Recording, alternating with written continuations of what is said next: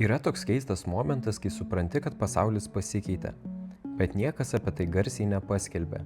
Nebuvo jokio didelio pranešimo, niekas neišėjo į sceną, niekas nepasakė, nuo šiandien viskas bus kitaip. Tiesiog vieną dieną nueini į parduotuvę, į oro uostą, į banką, į restoraną ar net į paprastą klientų aptarnavimo skyrių ir pajauti, kad kažkas ne taip. Vietoj žmogaus – ekranas. Vietoj kasininko – savitarnos aparatas. Vietoj žmogaus, kuris anksčiau aiškino, padėdavo, tikrindavo, skambindavo ar net rašydavo – sistema. Technologijos visada atsirasdavo, pirmą kartą atrodo keista, antrą kartą jau normalu, trečią kartą net nekeli klausimo, kur dingo žmogus, kuris čia dirbo prieš metus. Tu tiesiog nuskanuoji prekes, atsiskaitai kortele, paimi kvitą ir išeini. O kažkur už viso to slypi daug didesnis klausimas. Ar mes išgyvenam dar vieną technologinę revoliuciją, ar kažką daug rimtesnio? Paties darbo kaip gyvenimo centro pabaigą. Dauguma žmonių vis dar galvoja apie dirbtinį intelektą ir automatizaciją labai paprastai. Vieni sako, robotai atims darbus, kiti sako, ne viskas bus taip gerai, kaip visada atsiras naujų profesijų, bet man atrodo, kad abu atsakymai yra per silpni. Nes čia klausimas ne tik apie tai, ar tavo pareigybė išliks, klausimas yra apie tai, kas iš vis bus laikoma darbu, kas bus laikoma verte, kodėl vienas žmogus gaus pinigus, o kitas bus pakeistas įrankiu. Kodėl vienam dirbtinis intelektas taps didžiausiu gyvenimo svertu, o kitam priežastimi, kodėl jo nebereikės. Mes pripratome prie labai konkrečios gyvenimo formulės – mokykis, tada pasirink profesiją, susirask darbą, kilk karjeros laiptais, tada uždirb daugiau, tada gal vieną dieną turėsi saugesnį gyvenimą. Bet ši formulė pradėjo skilinėti. Ne todėl, kad žmonės nenori dirbti, o todėl, kad pasaulis, kuriame ši formulė buvo sukurta, pradeda keistis. Keisčiausia tai, kad tai, ką mes šiandien vadiname normaliu darbu, iš tikro nėra taip jau normalu. Žiūrint iš žmonijos istorijos perspektyvos, darbas nuo 8 iki 5, ofisas, CV, karjera, pareigos, darbo sutartis, atlyginimas už valandas – visa tai yra labai nauji dalykai. Mes gyvenam taip, lyg būtų natūrali žmogaus būsena. Bet iš tikro, tai tik kelių šimtų metų senumo socialinis išradimas. Žmogus dešimtis tūkstančių metų negyveno pagal darbo grafiką. Jis negalvojo, kad mano darbo diena prasideda 8 ryto ir baigėsi 5 vakaro. Jis negalvojo, kad jo vertė priklauso nuo pareigų pavadinimo, LinkedIn profilį. Jis tiesiog gyveno, medžiojo, rinko, statė, augino, kūrė ir padėjo savo bendruomenį išgyventi. Jeigu grįžtume atgal į laikus, kai žmonės dar buvo medžiotojai, darbas nebuvo atskirtas nuo gyvenimo. Nebuvo darbo ir laisvalaikio, taip kaip mes suprantame jį šiandien. Nebuvo minties, kad tu pusę savo gyvenimo skiri kažkam kitam, o tada likusiu laiku bandai pailsėti nuo to. Gyvenimas ir veikla buvo vienas dalykas. Reikėjo maisto, žmonės ieškojo maisto. Reikėjo saugumo, žmonės statė namus. Reikėjo perduoti žinias, vyresni mokė jaunesnius. Vertė nebuvo matuojama atlyginimu. Vertė buvo matuojama tuo, ar tu prisidedi prie genties išlikimo. Tada atėjo žemdirbystė. Žmonės pradėjo sėti, auginti, gyventi vienoje vietoje, atsirado žemė, nuosavybė, kaimai, vėliau miestai. Darbas tapo labiau susietas su sezonais. Pavasaris, vasara, derlius, sausros, žiema. Žmogus dirbo daug, bet jo gyvenimo ritmą vis diktavo gamta, o ne laikrodis ant sienos. Ir čia yra vienas svarbus dalykas, kuris šiandien daugam skamba beveik neįmanomai. Viduramžių valstiečiai, nors tikrai gyveno sunkiai ir neturėjo mūsų komforto, dažnai turėjo daug daugiau poilsio dienų nei šiuolaikinis žmogus. Jų darbas buvo sezoniškas, buvo religinė šventė, sekmadieniai, laikotarpiai, kai darbo mažiau. Svarbu pabrėžti, kad tai nereiškia, kad jų gyvenimas buvo lengvas. Jis buvo pavojingas, fiziškai sunkus, dažnai trumpas, bet jis nebuvo toks, kokį mes šiandien vadiname normalia karjera. Tikrasis lūžis įvyko tada, kai žmogus pradėjo dirbti nebe žemei, o mašinai. Įsivaizduok paprastą audėją XIX amžiui. Jos tėvas audė, senelis audė, ji nuo vaikystės mokėsi šio amato, jos rankos žinojo judesius ypatingai gerai. Ir tada vieną dieną atsirado mašina, kuri galėjo padaryti daugiau, greičiau ir pigiau, kartais 10 kartų greičiau. Tai nebuvo tik naujas įrankis, tai buvo žinutė žmogui. Tai, ką tu mokeisi visą gyvenimą, gali tapti nebe ypatinga. Šitas momentas kartojosi istorijoje vėl ir vėl. Mašina pirmiausia pakeičia raumenis, tada pakeičia rutiną, tada pakeičia procesus, o dabar pirmą kartą labai rimtai pradeda keisti mąstymą. Industrinė revoliucija sukūrė ne tik fabrikus, Jis sukūrė naują žmogaus tipą – darbuotojo pagal laikrodį. Iki tol žmogaus darbas priklausė nuo oro, derliaus, amato, šeimos, bendruomenės, bet fabrike svarbiausias tapo grafikas. Tu ateini tada, kai reikia, išeini tada, kai leidžia, darai vieną labai konkrečią užduotį vėl ir vėl.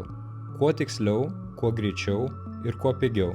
Ir iš šito gimė modernus darbo pasaulis. Vėliau atsirado valdymas, efektyvumas, darbo skaidimas į mažus veiksmus, žmogus tapo procesu, jei vienas žmogus prisuka detalę, kitas patikrina, trečias supakuoja, ketvirtas užrašo, o penktas perkelia. Tai buvo genialu produktyvumo prasme, bet labai keista žmogiškumo prasme. Nes pirmą kartą žmogaus gyvenimas buvo taip stipriai pririštas prie idėjos, kad jo vertė yra jo laikas. Tada atsirado 40 valandų darbo savaitė. Šiandien jie atrodo savaime suprantamas dalykas, bet ji taip pat yra istorinis susitarimas, o ne gamtos dėsnis. 5 dienos per savaitę, 8 valandos per dieną skamba taip normaliai, kad nebeklausiam, kodėl būtent taip. Kodėl ne 4, kodėl ne 3, kodėl ne pagal rezultatą, kodėl žmogus turi sėdėti prie kompiuterio iki 5, net jeigu realiai jo vertingiausias darbas buvo padarytas per pirmas 3 valandas. Atsakymas paprastas, nes modernus darbas ilgą laiką buvo sukurtas aplink kontrolę. Jeigu vadovas negali tiksliai išmatuoti kūrybos, jis matuoja tavo laiką. Jeigu negali įvertinti tavo sprendimų kokybės, jis vertina, ar tu esi vietoj. Jeigu negali suprasti tavo realaus indėlio, jis bent jau taip gali matyti, kad tu dirbi. Tada atsirado keistas dalykas. Žmogus gali būti užimtas, bet neproduktyvus. Gali būti pavargęs, bet nesukūręs vertės. Gali sėdėti ofise visą dieną ir vis tiek realiai nieko nepakeisti. Ir dabar būtent šita sistema pradeda griūti. Nes dirbtinis intelektas, automatizacija ir skaitmeniniai įrankiai atakuoja ne tik fizinį darbą, jie atakuoja patį ryšį tarp laiko ir vertės. Anksčiau teisininkas analizavo sutartį 5 valandas, klientas mokėdavo už tas 5 valandas. Jei dizaineris kūrė vizualą 2 dienas, atrodė logiška, kad kaina susijusi su tomis 2 dienomis. Jei rašytojas rašė tekstą visą vakarą, jo laikas buvo dalis kainos. Bet kas atsitinka, kai darbas, kuris trukdavo 5 valandas, su dirbtiniu intelektu trunka 5 minutes? Ar vertė sumažėja? Ar žmogus turi uždirbti mažiau, nes padarė greičiau? Ar kaip tik jis turėtų uždirbti tiek pat arba daugiau, nes rezultatas išliko toks pat, o jo įrankių naudojimas tapo protingesnis? Čia prasideda viena didžiausių ateities darbo dilemų. Mes ilgai pardavinėjom laiką, bet ateityje laikas taps vis prastesnė vertės matavimo priemonė. Darbdaviui arba klientui galiausiai rūpės ne tai, kiek tu prakaitavai, o ką tu sukūrei. Ne kiek valandų praleidai prie failo, o rezultatas veikia. Ne kiek laiko sėdėjai susitikime, ar priėmei gerą sprendimą, ne kiek laiškų išsiuntei, o ar išsprendei problemą. Ir tai vieniems bus didžiulis išsilaisvinimas, o kitiems labai nemalonus smūgis. Nes jeigu tavo vertė buvo tai, kad tu tiesiog darai procesą, dirbtinis intelektas gali tapti pavojingas. Jeigu tavo darbas yra perkelti informaciją iš vienos vietos į kitą, suvesti duomenis, parašyti standartinį atsakymą, patikrinti paprastus dokumentus, sukurti bazinį tekstą, padaryti standartinę prezentaciją, iškarpyti video pagal šabloną, atsakyti į tą patį klientų klausimą 100 kartų, tada labai tikėtina, kad tavo darbo dalis bus automatizuota. Gal ne rytoj, gal ne visiškai, bet kryptis aiški.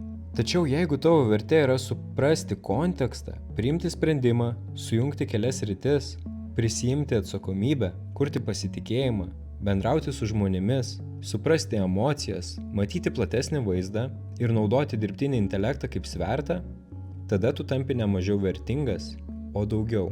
Nes vienas žmogus su gerais įrankiais gali padaryti tai, kam anksčiau reikėjo visos komandos. Čia ir yra tikrasis skirtumas.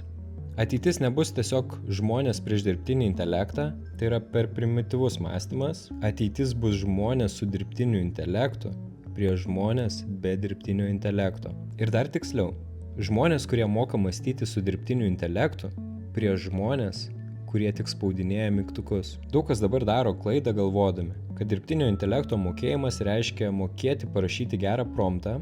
Taip, promptai svarbu, bet tai tik pradžia. Tikras įgūdis yra suprasti, ką iš vis reikia klausti, ką tikrinti, kaip atskirti gerą atsakymą nuo gražiai skambančios nesąmonės, kaip paimti dirbtinio intelekto sugeneruotą bazę ir paversti ją realiu produktu, realia strategija, realių sprendimų. Dirbtinis intelektas gali parašyti tekstą, bet jis nežino tavo klientų niuansų taip, kaip tu. Dirbtinis intelektas gali sugeneruoti idėjas, bet jis nežino, kuri iš jų parduos būtent tavo rinkoje. Dirbtinis intelektas gali pagreitinti darbą, bet jis negali už tave priimti atsakomybės. Ir čia yra labai svarbus momentas. Dirbtinis intelektas nepakeičia stiprių žmonių taip greitai, kaip pakeičia silpną darbo imitaciją. Jeigu žmogus darbe tik apsimeta užimtas, jo laukia labai nemaloni ateitis. Jeigu žmogus visą dieną daro tai, ką galima paaiškinti 3 sakiniais, jo darbas yra rizikos zonui. Jeigu žmogus neturi jokio aiškaus indėlio, tik padeda su įvairiais dalykais, dirbtinis intelektas ir automatizacija pradės labai greitai spausti tokias pozicijas. Bet jeigu žmogus supranta rinką, klientą, produktą, psichologiją, kūrybą, pardavimus ir dar moka naudotis įrankiais, jis gali tapti nenormaliai efektyvus. Štai čia atsiranda didžiausia galimybė jauniems žmonėms, nes daug vyresnių specialistų yra įpratę prie senos tvarkos. Jeigu turi patirties, bet kartais turi ir per daug komforto, o jaunas žmogus, jeigu nėra tinginys, gali labai greitai peršokti kelis laiptelius, nes jis neturi tiek daug konservatyvaus mąstymo, kurį reikia išmontuoti. Bet čia yra ir kita pusė. Jaunas žmogus gali pralošti daug greičiau. Jeigu jis galvoja, kad užtenka tiesiog mokėti naudoti naują įrankį keičiasi. Vieną mėnesį visi kalba apie vieną platformą, kitą mėnesį apie kitą. Viena funkcija atrodo stebuklas, po 3 mėnesių ji tampa baziniu dalyku. Todėl tikrasis gebėjimas nėra mokėti dirbti su viena dirbtinio intelekto programa, tikras gebėjimas yra mokėti prisitaikyti. Mokėti mokytis, mokėti greitai pereiti nuo vieno įrankio prie kito, mokėti suprasti, kas yra hypas, o kas realiai keičia darbo procesą. Mes gyvenam pasaulį, kuriame įgūdis, kurį mokaisi šiandien, gali būti nebe toks vertingas po 5 metų, kartais net po 1. Anksčiau žmogus galėjo išmokti amato ir iš jo gyventi visą gyvenimą. Batsiuvys, kalvis, siuvėjas, ūkininkas, buhalteris, net programuotojas ilgą laiką galėjo tikėtis, kad jo bazinis įgūdis išliks stabilus. Dabar stabilumas mažėja, programavimo kalba gali pasenti, platforma gali dingti, algoritmas gali pasikeisti, įrankis, kuris vakar buvo konkurencinis pranašumas, rytoj gali būti nemokama funkcija visiems. Tai nereiškia, kad mokytis neverta, atvirkščiai, tai reiškia, kad mokymasis nebėra gyvenimo etapas, jis tampa pačiu gyvenimo būdu. Ir čia daug žmonių psichologiškai užstringa. Pokytis skamba gražiai tik tada, kai apie jį kalbame abstrakčiai. Prisitaikyk, augink kompetencijas, naudok dirbtinį intelektą, būk lankstus. Visi šitie žodžiai skamba gražiai prezentacijose. Bet realybėje pokytis dažnai kelia baimę, nes darbas žmogui nėra pinigai. Darbas yra statusas, tapatybė, rutina, atsakymas į klausimą, ką tu veiki gyvenime. Kai kas nors paklausia, kas tu esi, dažnas žmogus atsako ne apie savo vertybės, o apie savo darbą. Aš esu teisininkas, aš esu dizaineris, aš esu vadybininkas, aš esu mokytojas. Darbas tampa trumpiniu, paaiškinančiu tavo vietą pasaulyje. Todėl, kai technologija pradeda grasinti darbui, ji grasina ne tik pajamoms, ji grasina žmogaus savęs suvokimui. Jei aš visą gyvenimą buvau geras specialistas, o dabar mašina dalį mano darbo daro greičiau, tai kas aš esu? Jei mano patirtis tampa nebe tokia reta, kaip anksčiau, kur mano vertė? Jei jaunas žmogus su dirbtiniu intelektu per vieną dieną padaro tai, ką man reikėdavo savaitės, ar mano metų patirtis dar turi prasmę? Tai labai žmogiškos baimės. Jos nėra kvailos, jos tikros. Problema prasideda tada, kai žmogus vietoj prisitaikymo pasirenka neigimą. Kai sako, čia laikina, čia tik burbulas, čia nieko nepakeis. Mano srity to nebus. Žmonės vis tiek norės žmogaus. Kai kur tai tiesa, kai kur žmogaus tikrai reikės. Bet dažnai tai tampa tiesiog būdu nusiraminti nieko nedarant. Istorijų visada buvo žmonių, kurie pamatė naują technologiją ir pasakė nesąmonę. Kai atsirado internetas, daugelis manė, kad tai tik keistas žaislas. Kai atsirado išmanieji telefonai, daug kas galvojo, kad kam man telefonas be mygtukų. Kai atsirado socialiniai tinklai, verslai juokėsi, kad tai vaikų platformos. Kai atsirado YouTube, tradicinė televizija ilgai nesuprato, kad prieš ją auga naujas žiniasklaidos pasaulis. Ir kiekvieną kartą dalis žmonių sakė, čia praeis. Bet nepraėjo. Tiesiog tie, kurie laukia, prarado pranašumą. Dirbtinis intelektas bus dar didesnis lūžis, nes jis liečia beveik visus protinius darbus. Ne tik programuotojus, ne tik dizainerius, ne tik tekstų rašytojus, jis liečia teisininkus, mokytojus, gydytojus, konsultantus, buhalterius, pardavėjus, klientų aptarnavimo analitikus, administratorius, projektų vadovus. Ir svarbu suprasti, liečia nereiškia visi dings. Tai reiškia, kad keisis darbo turinys, kai kurios užduotis išnyks, kai kurios taps daug greitesnės, kai kurios taps pigesnės, kai kur žmogaus reikės mažiau, kai kur žmogaus reikės daugiau, bet jau kitokio. Paimkim paprastą pavyzdį. Teisininką. Dirbtinis intelektas gali peržiūrėti dokumentus, rasti neatitikimus, palyginti sutartis, ištraukti svarbias vietas, apibendrinti. Tai, kas anksčiau užimdavo valandas ar dienas, gali sutrumpėti iki minučių. Bet ar tai reiškia, kad teisininko nebereikės? Nebūtinai, nes klientas nenori tik dokumento santraukos, klientas nori sprendimo, atsakomybės, strategijos ir pasitikėjimo.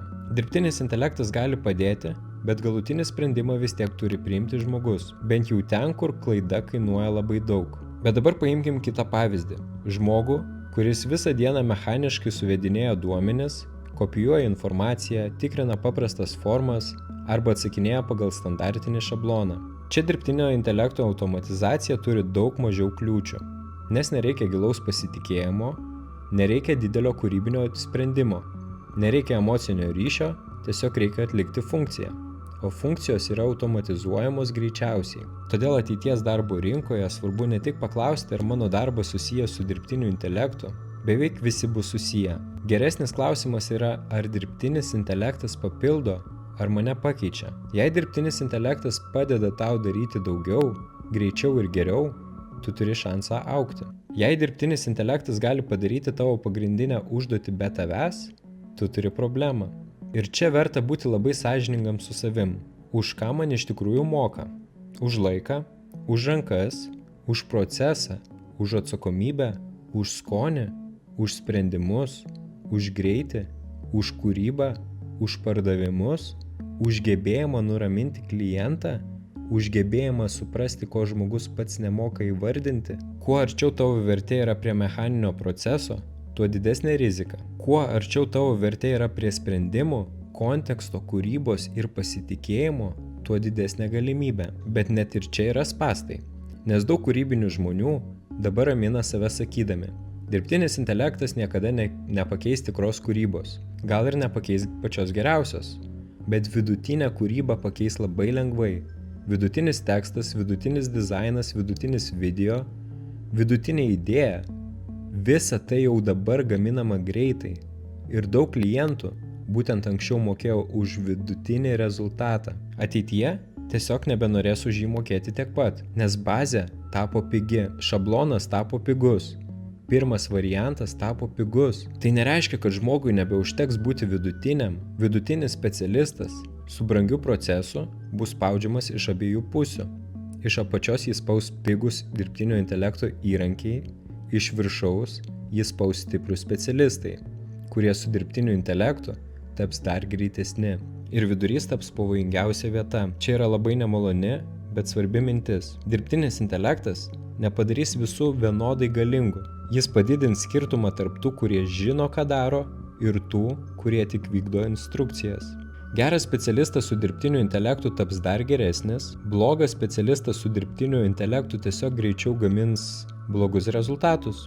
Nes jeigu neturi skonio, dirbtinis intelektas tau jo neduos. Jeigu neturi strateginio mąstymo, dirbtinis intelektas gali sugeneruoti daug teksto, bet tu nežinosi, kuris teisingas.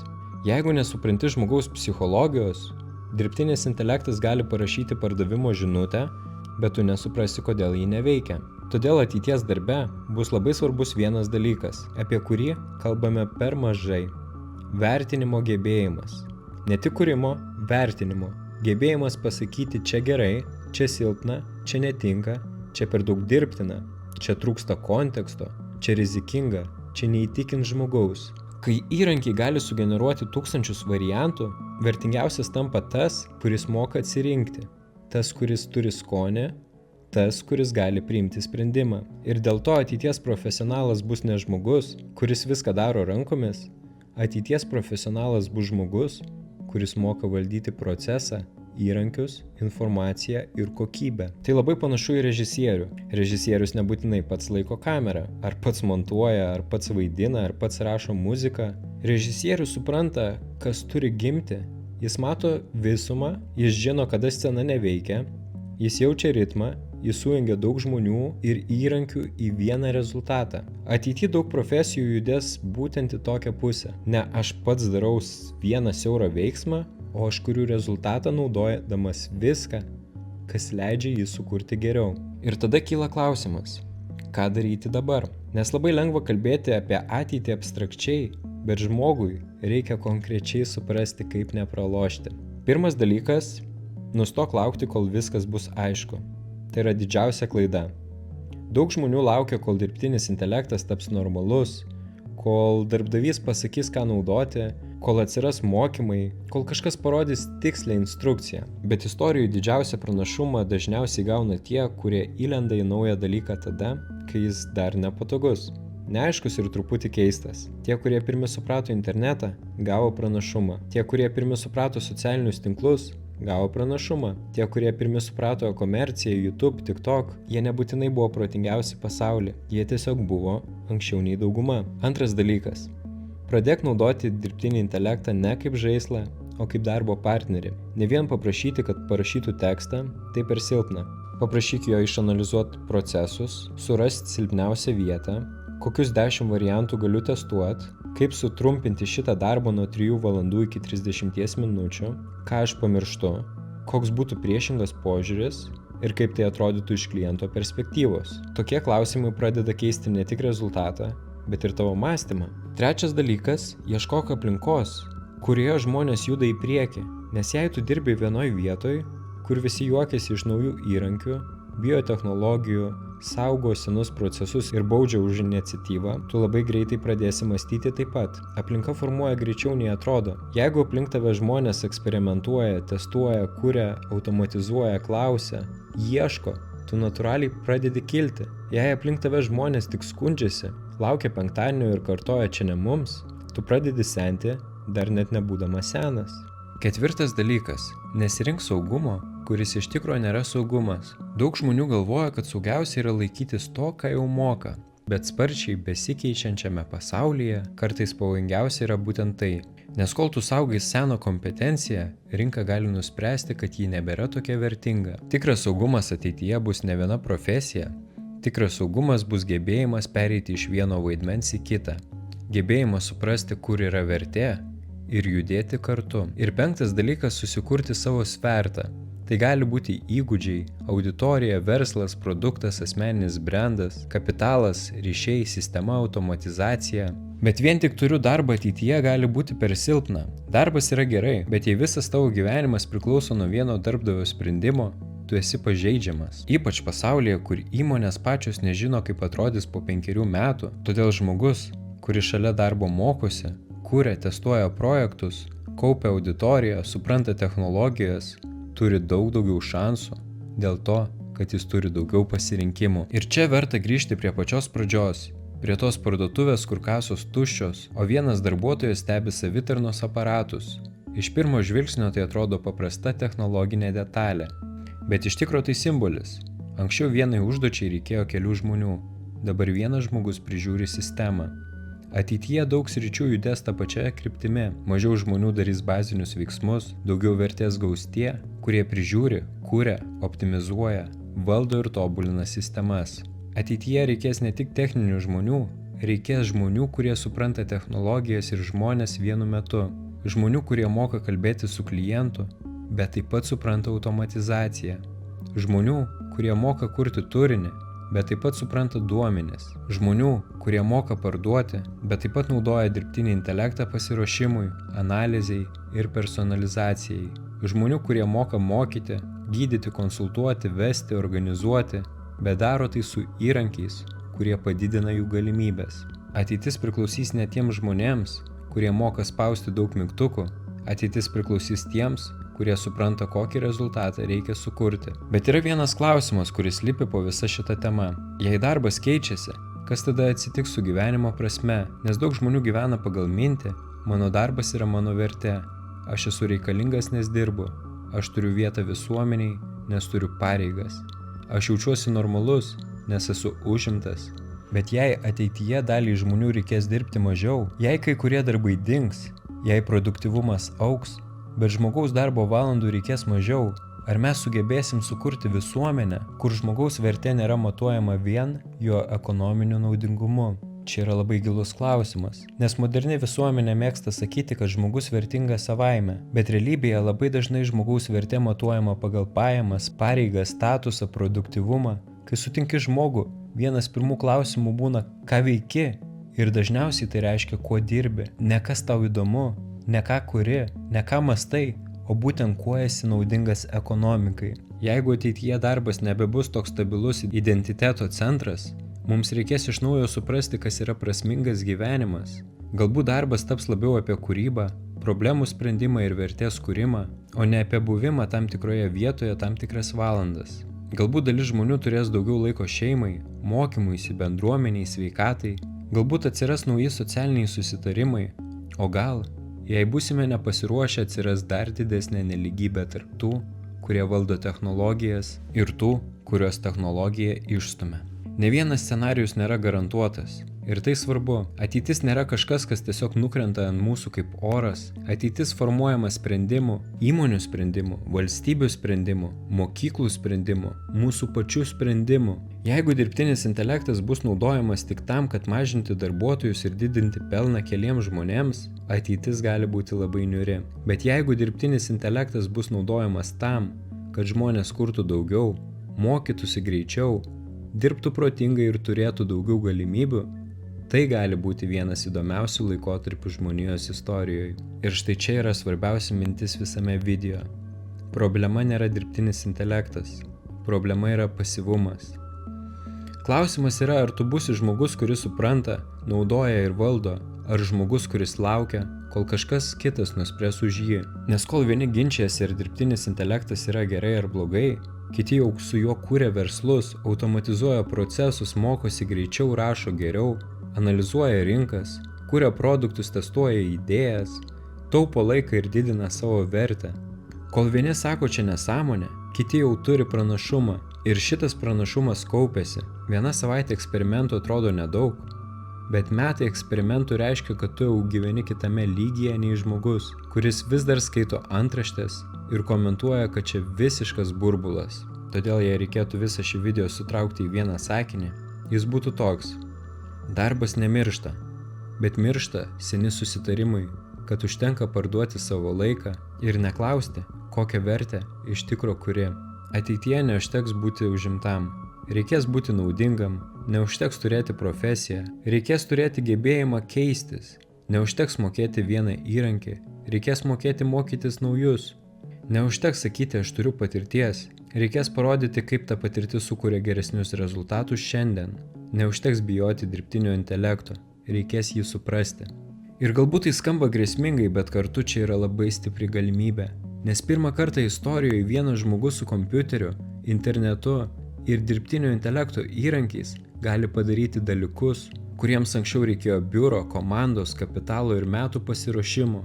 Vienas žmogus gali mokytis iš geriausių šaltinių pasaulyje, gali kurti turinį, gali paleisti produktą, gali testuoti verslo idėją, gali automatizuoti dalį darbo, pasiekti naują auditoriją, dirbti su klientais iš kitos šalies ir per kelis mėnesius išmokti tai, kas anksčiau buvo prieinama tik labai ribotam žmonių ratui.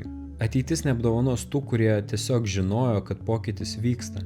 Jie apdovanos tuos, kurie ne tik žiūrėjo video apie dirbtinį intelektą, bet tą pačią dieną įsijungė naują įrankį ir pabandė pritaikyti savo darbe, kurie ne tik kalbėjo apie naują ekonomiką, bet pradėjo mokytis įgūdžių, kurie joje vertingi, kurie ne tik bijojo prarasti darbą, bet pradėjo kurti vertę, kurios negalima taip lengvai pakeisti. Todėl klausimas nėra, ar dirbtinis intelektas pakeis darbus. Taip, pakeis. Kai kuriuos sunaikins, kai kuriuos sustiprins, kai kuriuos pervadins, kai kuriuos padarys produktyvesnius, bet tikras klausimas yra kitas. Kai tavo sritis pasikeis, ar tu jau būsi pradėjęs keistis kartu? Pokytis dažniausiai neatrodo kaip katastrofa, jis atrodo kaip tuščia kasa parduotuviai, kaip programa, kuri padaro darbą greičiau, kaip klientas, kuris nebenori mokėti už bazinę paslaugą, kaip darbdavys, kuris pradeda klausti, kodėl šitam procesui reikia 3 žmonių, kaip naujas konkurentas, kuris su mažesne komanda padaro daugiau, kaip jaunas žmogus, kuris neturi tiek patirties, bet turi įrankius ir nebijo eksperimentuoti. Tai galbūt laikas yra pradėti žiūrėti į tai rimtai, pasiimti vieną savo darbo procesą ir paklausti, kaip tai galiu padaryti 10 kartų greičiau, kokią dalį galiu automatizuoti, kokį įgūdį turiu stiprinti, kad dirbtinis intelektas mane papildytų, o ne pakeistų, kokią vertę kuriu, kurios negalima lengvai nukopijuoti. Ateitis nebus gailestinga tiems, kurie laukia leidimo prisitaikyti, bet ji gali būti neįtikėtinai dosni tiems, kurie pradeda anksčiau. Ir galų gale darbas niekada nebuvo tik apie pinigus. Darbas buvo apie tai, kaip žmogus prisideda prie pasaulio. Tik ilgą laiką mes tą prisidėjimą įspraudėme į labai siaurą formą. Pareigos, valandos, ofisas, atlyginimas. Dabar ta forma skyla ir nors tai kelia baimę, tai taip pat duoda progą paklausti, o gal galime sukurti geresnį santykį su darbu? Tokį, kuriame žmogus nėra vertingas tik todėl, kad atbūna laiką. Tokį, kuriame technologijos ne tik išspaudžia daugiau produktyvumo, bet ir leidžia žmonėms kurti prasmingiau. Tokį, kuriame svarbiausia ne tik atrodyti užimtam, o iš tikro kurti vertę. Niekas tiksliai nežino, kaip atrodys darbas po 10 ar 20 metų, bet viena aišku jau dabar. Jis nebeatrodys taip, kaip atrodė mūsų tėvų kartai. Ir kuo greičiau tai priimsi, tuo daugiau šansų turėsi ne tik išlikti, bet ir laimėti. Todėl pasirinkimas nėra tarp žmogaus ir technologijos. Pasirinkimas yra tarp žmogaus, kuris bijo technologijos, ir žmogaus, kuris ją paverčia savo svertu. Ir ateityje skirtumas tarp šių 2 žmonių gali būti labai milžiniškas. Jeigu šitas video tave bent šiek tiek privertė kitaip pažiūrėti į darbą ir tai, kaip juda pasaulis, parašyk komentaruose vieną dalyką, kokią savo darbo dalį tu jau matai, kaip pakeičiama dirbtinio intelekto. Nuo šio klausimo ir prasideda pasiruošimas, o jeigu nori daugiau video apie tai, kaip keičiasi verslas, pinigai, technologijos ir mūsų gyvenimas, prenumeruok kanalą, nes ateitis jau prasidėjo. Klausimas tik toks, ar tu ją stebi iš šono, ar mokaisi joje žaisti.